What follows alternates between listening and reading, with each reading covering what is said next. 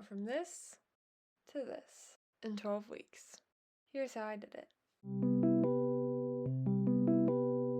Hi guys, welcome back to my YouTube channel. My name is Lizzie and I post all types of video from fitness to health, clothes, and lifestyle. In today's video, I'm going to be talking about my 12-week cut, basically where I lost body fat, but I kept muscle. I lost 9.5 pounds in 12 weeks and went down 2 waist sizes. But before I get into the details of the cut, I do want to give a little bit of a backstory. I have shared my entire experience on my Instagram. Go follow me if you don't already. I'm pretty active in updating the whole experience on there. I have been an athlete my entire life. I played Division II college basketball up until June when I decided that I was not going to play my final year. Once I made that decision, obviously my training changed drastically. I had so much more freedom and can do what I wanted, but with that I started doing everything and I had no general sense of direction or where I wanted to go. It wasn't until the end of May where I was like, okay, I want to have a goal and I want to stick to it and I want to achieve it. So what are my goals? Like most women, I'm gonna be totally honest, my goal was I want a big butt and I want a flat stomach. So how could I go about doing that? I needed to gain muscle. With that comes a calorie surplus, what a lot of people will commonly refer to as a bulk. However, I wasn't at the point physically where I was ready to bulk. I felt like I could still have some room to lose body fat. Because of that, I decided to go into a 12-week cut first. 12-week is the longest I would suggest going when you're in a calorie deficit. I really wanted to challenge myself. I didn't have basketball to give me that challenge anymore. So I wanted to see what I could do physically and mentally with a 12-week cut. I then looked at my BMR, or my basal metabolic rate. Some people will say TDEE, which is total daily energy expenditure. There are different types of calculators you can use on the internet. I used the one from Mind Pump Fitness. Definitely recommend checking them out. I love them and their podcast. It basically calculates how many calories you burn based on your age, weight, height, gender, and your activity level. Given that number, I then put in how many pounds I wanted to lose. And again, I wanted to lose weight, but I was more so focused on losing body fat. I wasn't super conscious of the number on the scale. One important thing to know when you are losing body fat is that you can be losing it and the number could still not be changing because you're still retaining that muscle. Then I looked at my macros. And this is a really common question that I get, is how do you go about calculating your macros? And you can actually go on the calculator that I linked and they will help calculate your macros. But as far as like the percentages go, you have 3 macromolecules: your proteins, your carbs, and your fats. For me personally, based on my goals and what I know my body works best in, I decided to aim for like 35 to 37% grams of protein and then pretty equal amount of carbs and fats. One of the biggest mistakes I made when I first started just working out in general is thinking that the more fat I eat, the more fat I was gonna get. And that is so far from the truth. Your body actually needs proteins and fats to survive, and especially as women, healthy fats affect your hormones. So that's just my little side tip there, to never neglect the fats. That was kind of like my percentage breakdown. Everyone's going to be different. I don't want to give exact numbers because our bodies are all super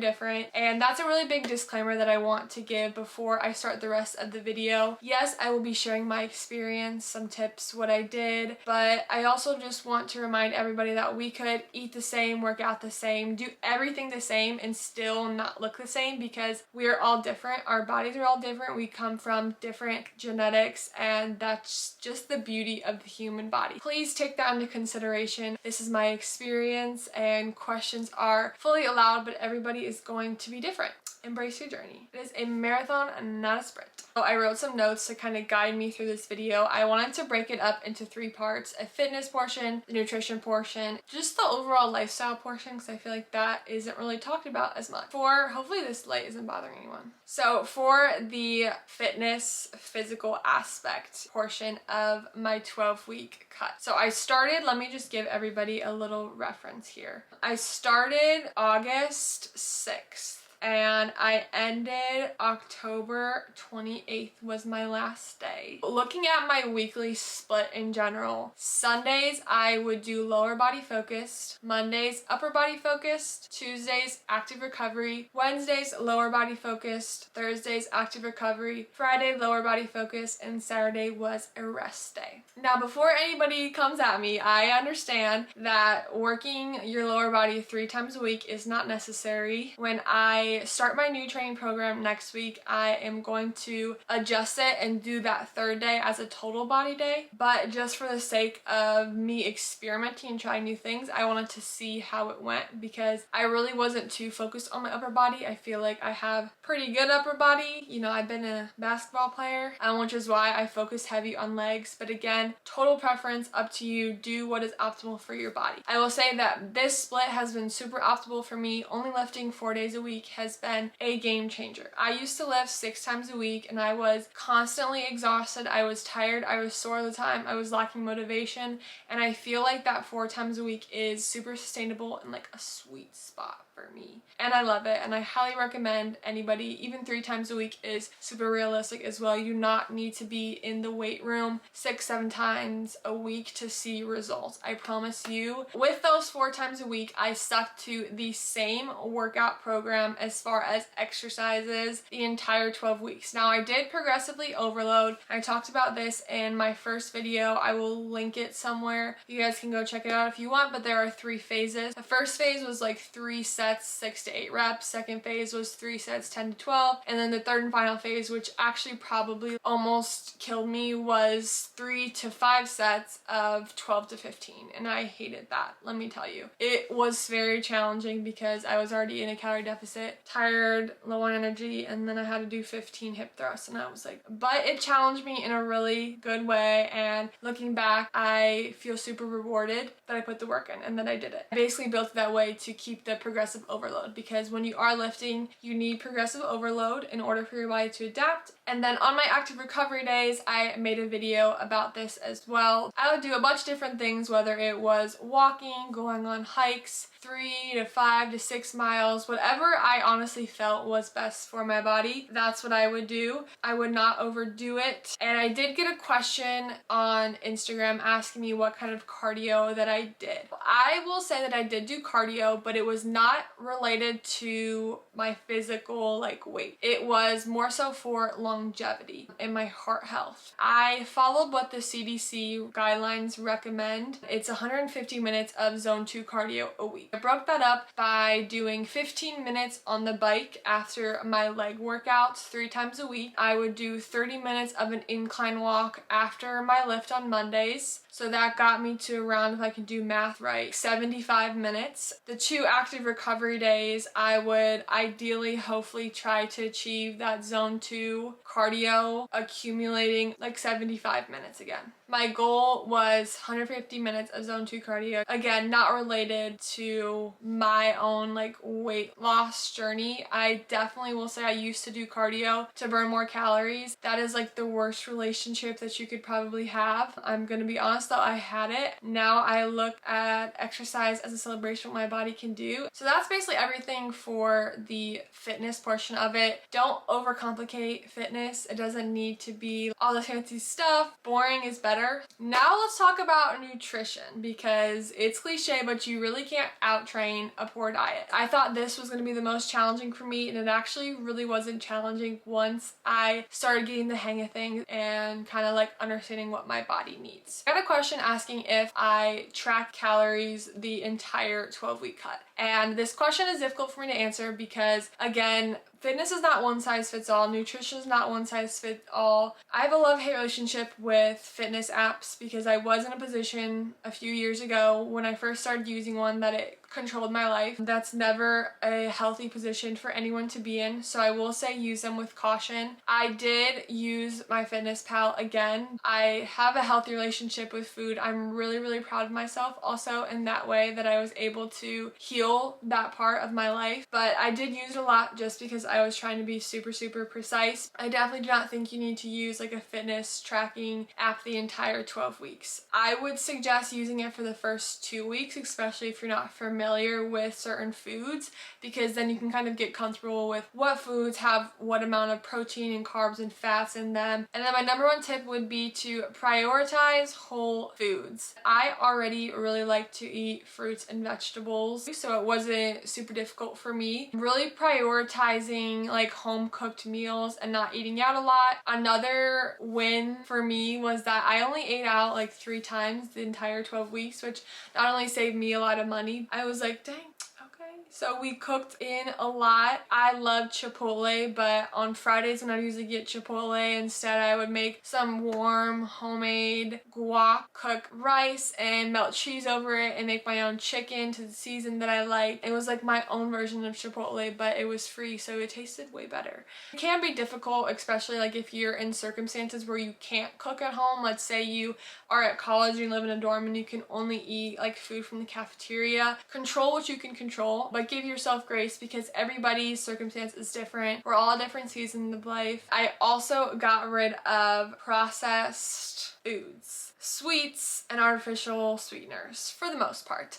I used to drink every single day Diet Dr. Pepper. I used to eat protein bars, protein powder every single day, and there is nothing wrong with those substitutes, do not get me wrong. But they had ingredients in them that my stomach did not like, and I was bloated 24/7. I would think just because they had like high amounts of protein in them, they're good for me, when I could be eating whole protein sources instead. And that was probably one of the biggest game changers for me, is getting rid of those foods because they are still processed, and my bloating went away. It was like a miracle. It was crazy, right? It was beyond just the diet. It was affecting like my actual physical health and my bloating. So tired of being bloated 24/7. I was like, I'm going to get to the bottom of this.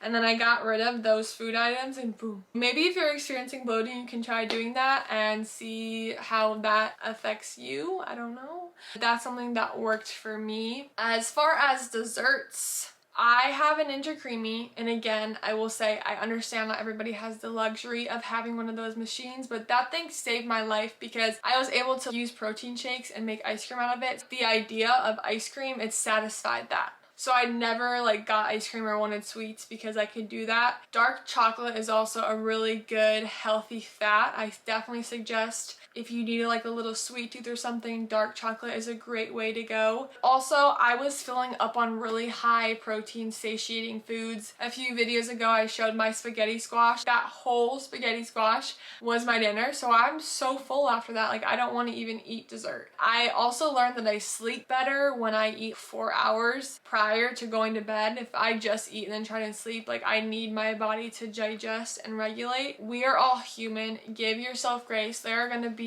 good days, not so good days. It is better to have more consistent 80% days than it is to have a few 100% days. And for the final box, or the lifestyle, I already mentioned this, but I prioritize my sleep so much. Getting 8 hours helped with my stress levels, and that's another thing. If you are really stressed, you also might have a hard time losing weight. I would also aim to get about 10,000 steps every single day, give or take. Granted, I do have a job on the weekends where I'm moving a lot. If that meant like parking my car a little bit farther in the back, or usually around like 4 o'clock, which is like right now, I would go for like a little stroll around the neighborhood, which I think I'm gonna do just to like get my steps in. Keeping a routine also helped me a ton. I did travel here and there, but for the most part, it was fairly consistent, and that also just allowed me to really stay on track with all of my goals. So listen to your body and give yourself grace because, like I said, there are going to be difficult days. There were so many days when I didn't feel like going to wake up and work out, or I wanted to eat more or something, or I wanted to just go to freaking Chipotle. I told myself I made this goal and I'm going to stick to it. It's only going to reward me in the end. I truly feel like it did. So at this point now, I actually am starting my reverse